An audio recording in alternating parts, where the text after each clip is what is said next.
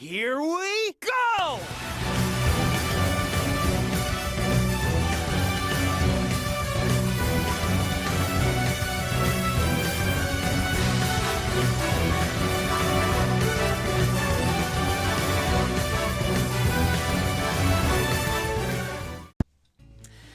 Hey, what's up everyone? This is Gamer Blake 90, bringing you all another episode of my Tales in Sonic CD playthrough series. And in this video, I am showing off what is in fact my favorite level in Sonic history, period. And also the very level that my Discord server is named after. If y'all don't have Discord yet, maybe you could get it and join my server?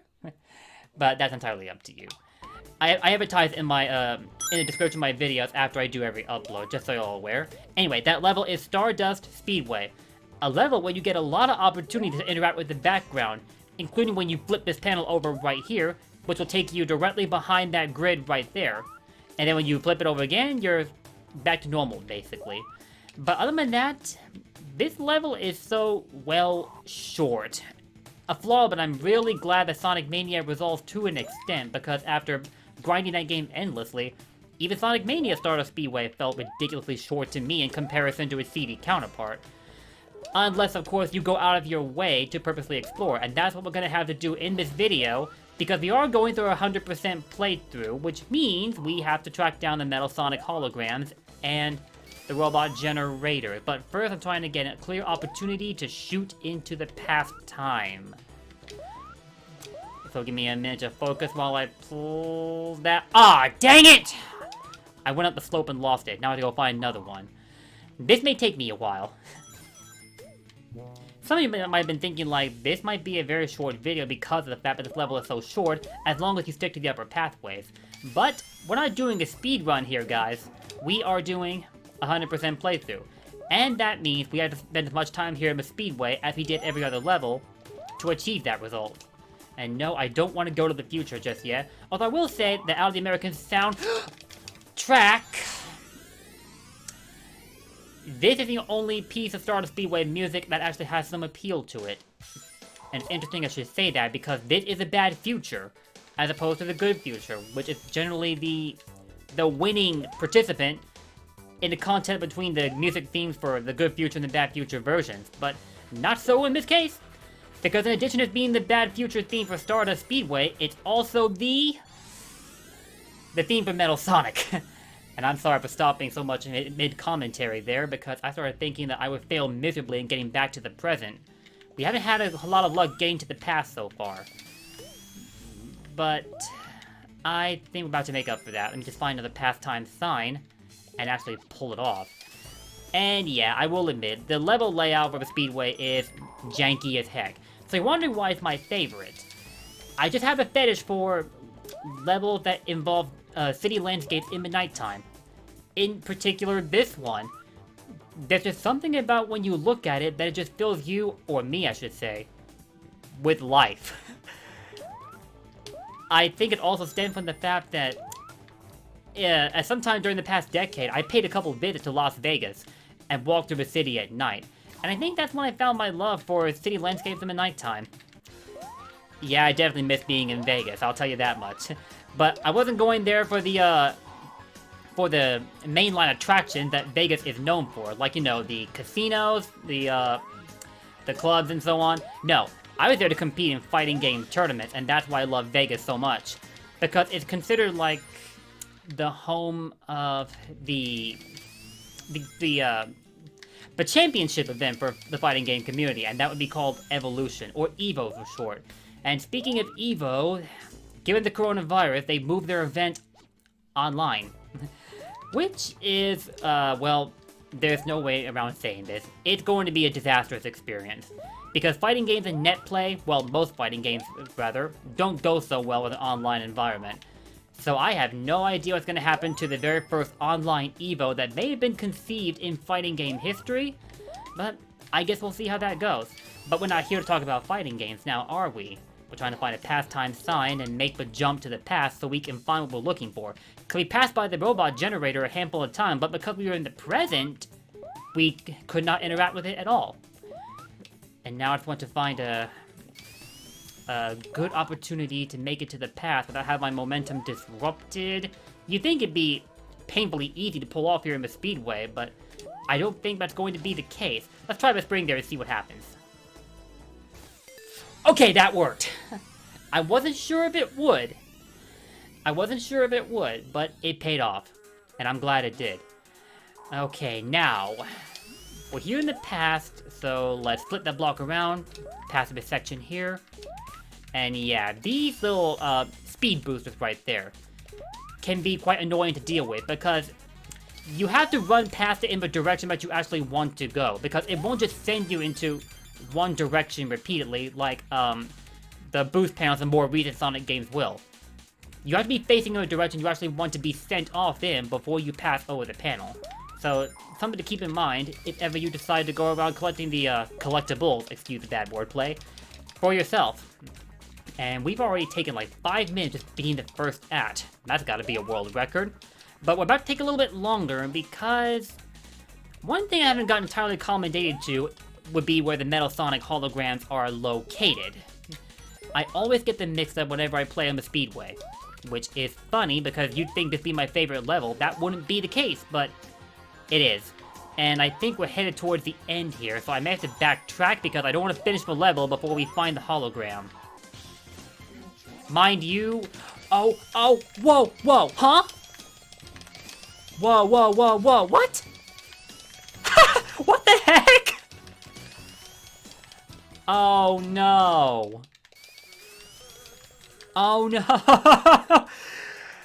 This has never happened to me before. I can't get out now. What in the world?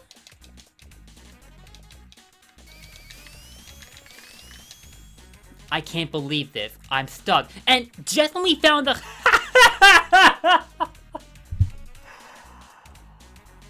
Ouch. I'll be right back. No! Oh, you cheap little... Come on, Stardust, don't do this to me. I spent like the past 10 minutes or so talking about how you're such a good level, and then you go and jank me out like this. Why would you do this to me? And after all the love I show you... Well, I knew it was gonna take a while to find the hologram and the robot generator because I always get my memory mixed up when trying to find Metal Sonic. Now back where we left off. We got the robot generator again. Now we just need to find the hologram without somehow clipping into the ground like I just managed to do. I still don't know what happened there. The physics were never entirely clean from the Sonic CD stages, but even then, I don't think I've ever seen that before. Whoa, Tails! Tails! How high up did you actually go? What in the world? Where did I find it again? Was it up here?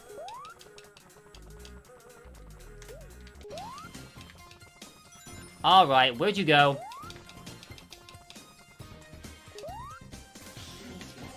No, I don't want to go to the future, but what I do want to do is finish the job that I've been interrupted in doing because I somehow got stuck inside this diagonal curve.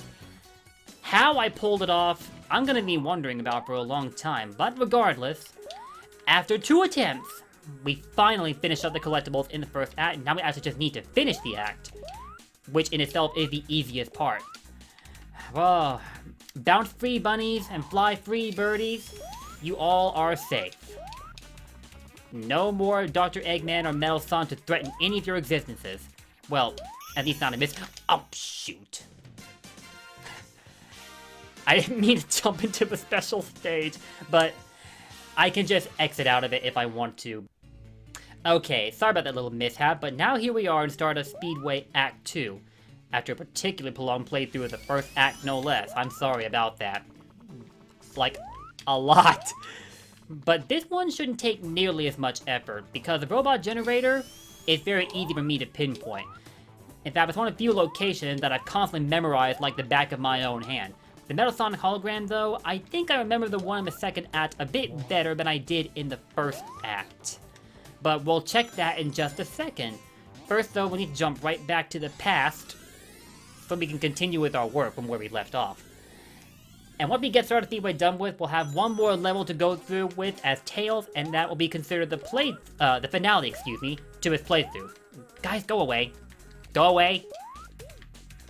Unfortunately, I have to wait for those guys to light up before you can actually hit them, if they've already started moving. If they haven't been moving before then, what the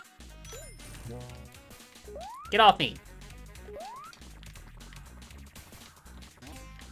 Okay, seriously, Tails? No, Somebody has an attachment to springs today, and it's definitely not me. Oh my god, go away! Finally, we jumped the generator.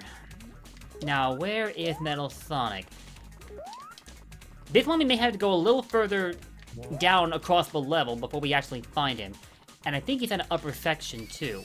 In fact, there's like this unique building near the end that I think resembles Dr. Eggman.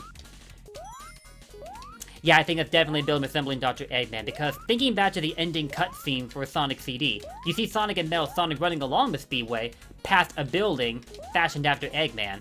Talk about egotist much.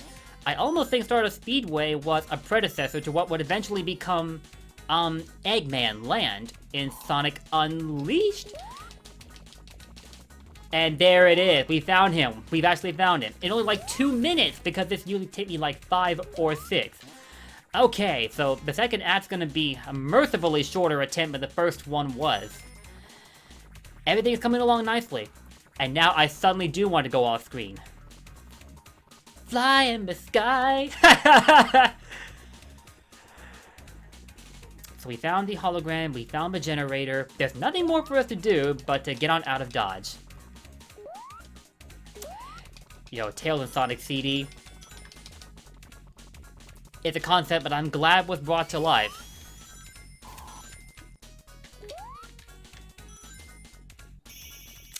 In fact, I don't think it comes as a shocker that Tails was one of the more played characters in classic Sonic history because of the fact that he breaks levels like this one.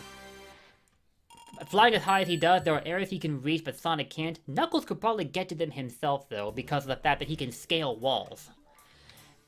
And there's of course a plethora of other reasons Tails is known for changing up the game experience to something somewhat unrecognizable. But anyway, we are here in the third act. I don't really think there's any point in me collecting the rings, but let's just get that over with anyway. Man, and usually when I get to the Metal Sonic boss fight, I start by charting up Sonic's Super Peel Out, or his run boost, in case you were curious what that is. Because I don't think everyone knows what Super Peel Out actually refers to. And of course, when you fight the Metal Sonic boss in Sonic CD, even if you are guaranteed a good future, the music reverts back to that of the bad future theme. Because that is ultimately Metal Sonic's theme. Not the good future theme, but the bad future theme. But that works out fine for me because it fits the atmosphere of this boss fight a heck of a lot better than the good future does. And I think it does likewise in the Japanese version now that I think about it. Because Metal Sonic is one of the more recognizable villains in Sonic history, and probably still considered the best one as a matter of fact. So if they had not made to where the Metal Sonic theme had started playing the second you get to this level, I think a lot of people would have been upset, and very rightly so.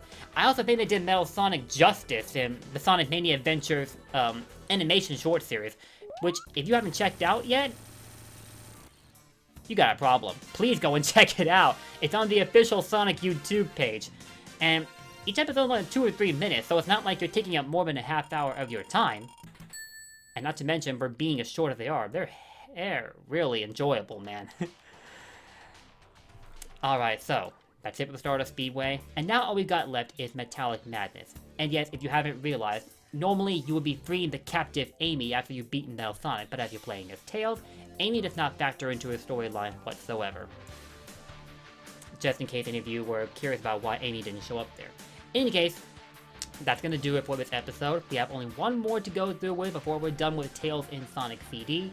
And like I mentioned in the last episode, there may be a couple more playthroughs I'll do with this game, where every level is in its good future format or in its bad future format. But I haven't entirely decided on how exactly I'm going to go about it yet, whether I'll just do it all in one series or make them entirely separate series. one for good future, one for bad future. I'll figure that out eventually. And part of why I want to do that is, and I was just talking about with the viewer not a second ago, excuse me, but on a stream last night, that after you get the good future, there's really no point in playing through it, at least until you get to the boss act, and that's honestly a very compelling argument to make. Because the good future is only 100% guaranteed once you get to the boss act after you either grab all the time stones or grab all the collectibles like we just now did. And after that, there's not really point in experiencing the rewards that you gain for yourself. It's just how Sonic CD was weirdly designed, but that's the game for you. In any case, that'll do it with this episode. Thank you all for watching. If you enjoyed what you saw here, make sure to leave all those likes and comments below before you head on out of here. And if you want to keep up to date with my Sonic content, make sure to slap that subscribe button and ring that bell so you won't miss out on anything from me. And on that note, I will see you all next time. Take care and keep going at Sonic speed. Later.